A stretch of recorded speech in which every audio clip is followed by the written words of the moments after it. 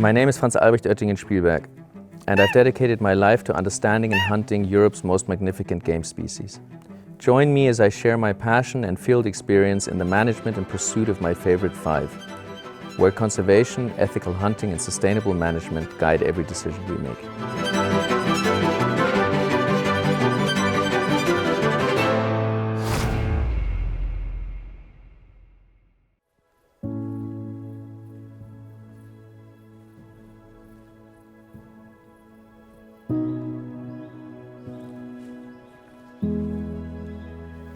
Now, we're going for a very special buck.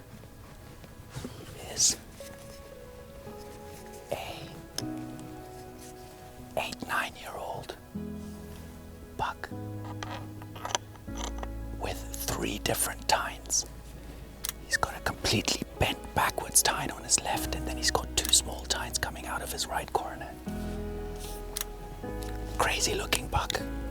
We've known him for years, but we've never managed to call him in because we don't know why. We now have the exact right wind to try for him. I know the stand where he is, and we're just gonna see what happens. Maybe we get lucky. It would be amazing to get this buck.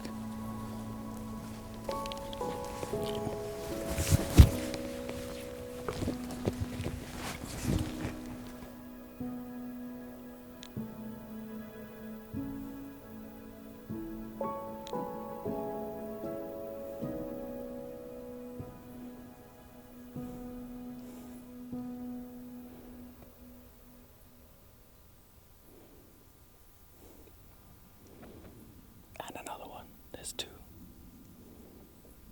That's him. That's him. I'm not even joking.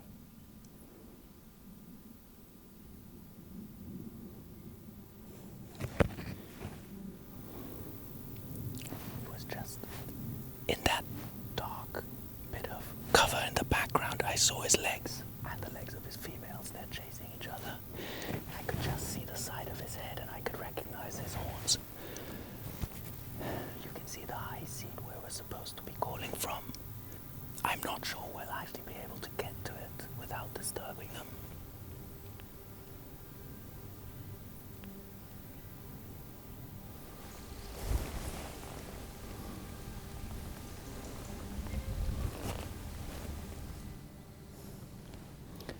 Just trying to figure out whether it makes sense to go all the way to the high seat because we're super close to the thicket.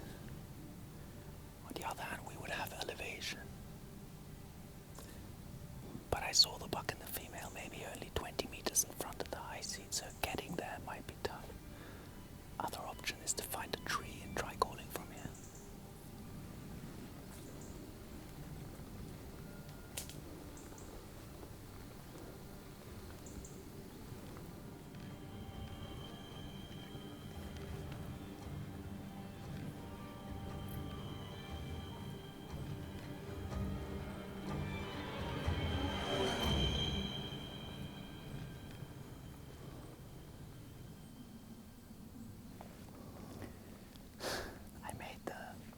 I made a mistake.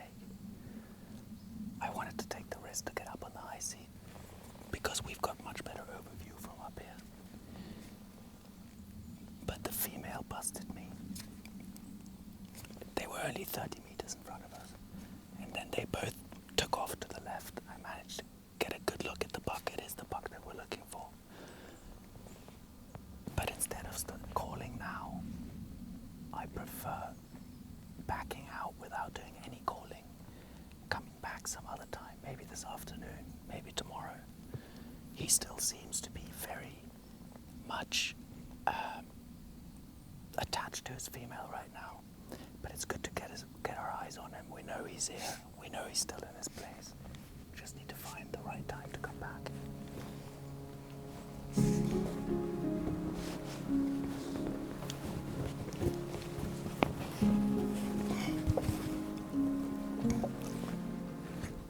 Now we're just pushing 12:30, and this is something that happens often between 12 and 1 o'clock. wind starts to swirl. I think it's because heat comes in from the top. Everything begins to warm up, and the cooler ground, once those two temperature differences meet, winds start to swirl. So that happens quite often. Now we need to find a stand that is more open, where we have more space to see the buck coming, and he has less time to smell us before we see him.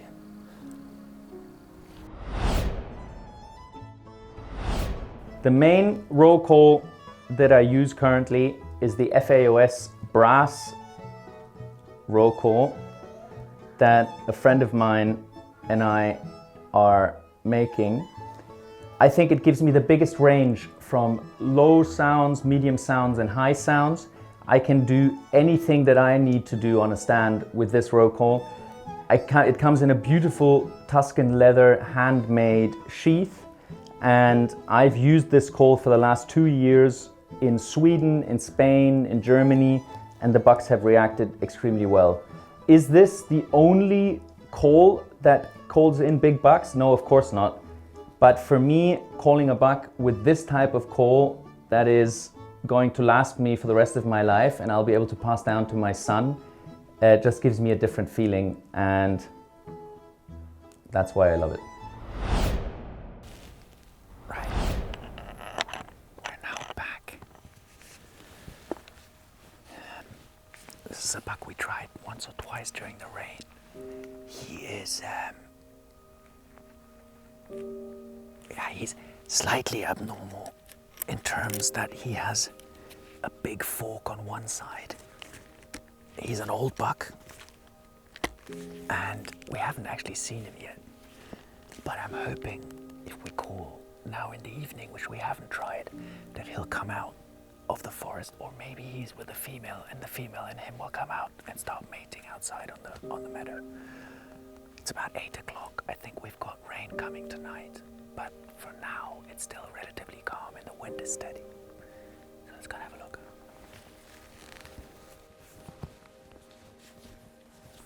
The best way to learn how bucks react in certain situations is by seeing the buck before you start calling. So either the buck is bedded down, either he's with a female, either he's got his nose to the ground and he's following a female scent, or he's just there feeding. There's so many different situations, and there's so many different ways a buck can react to the way you call and how far away you are from the buck. Of course, the closer you are to a buck without him noticing your presence, the more likely he is to have a quick look. The further away he is, either it might take a while for him to come, or he doesn't react so much because he has a female closer by that he's more interested in. So it's very difficult to give an understanding of how a buck will react every time, because you don't know what's going on in that buck's head. But ideally, to learn as much as you can is finding bucks, seeing them before you call, and then call them and see whether maybe high tones, medium tones, low tones for that particular buck in that particular situations are ideal. I think that's maybe one of the things that helped me the most to get a little bit of an understanding how to call. I think the wind is relatively good. Upwards into the maize field. Of course, the buck could be in the maize field, but I'm guessing he's in the forest. I'm going to call very quietly to start with. It's always quite interesting when you call into a forest, there's an echo. And I've seen bucks react to the echo more than to the actual call, and they go the opposite direction.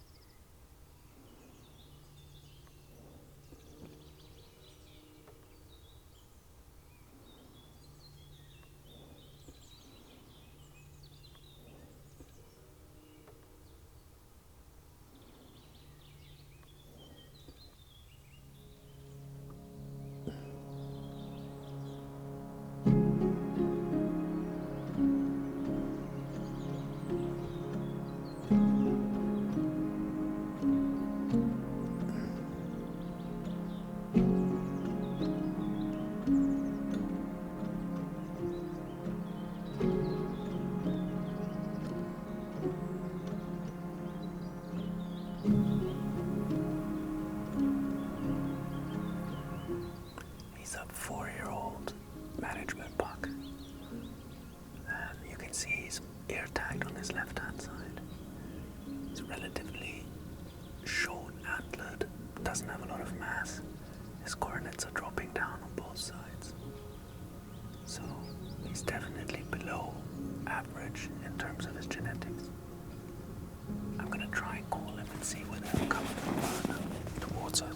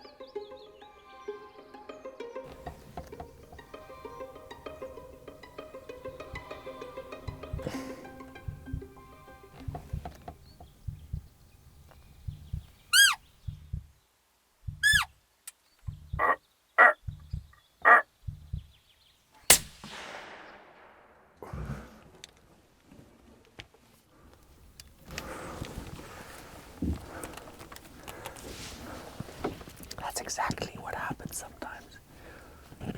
The female gets jealous when you call and she disappears into the forest or away from the call and takes the buck with her. I've seen that many times. And that's exactly what happened now. She had no reason for disappearing because there was no danger. But she wanted her buck to be with her and no one else. Great management buck. Really one we should have taken out in spring, but we never saw him. As you can see, it's a very thick part of the forest, and in spring he wasn't here on this meadow, he was further in. But during the rut he's moved out a little. Great.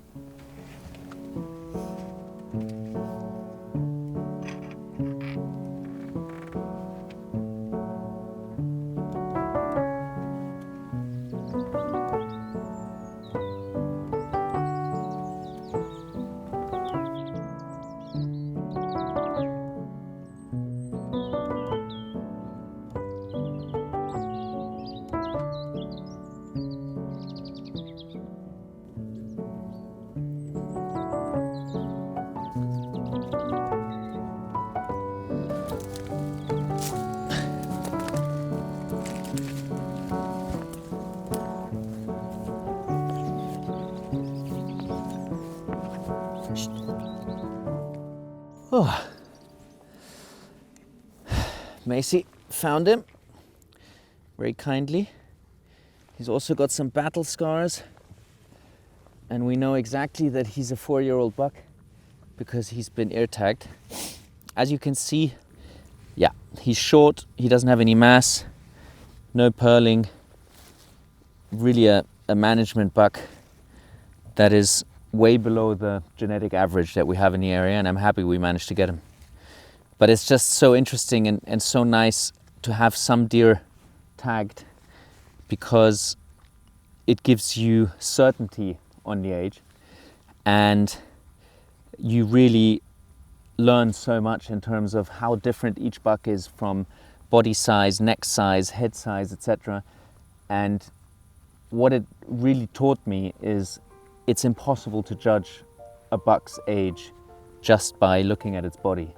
They all look so different. It's with humans as well. Some humans at the age of 50 look like they're 30 and the other way around.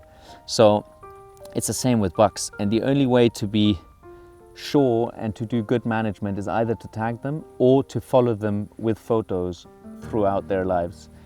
And otherwise, if you try and judge a buck that you haven't seen before, especially in the rut, where you have to make quick decisions, you're bound to make a lot of mistakes.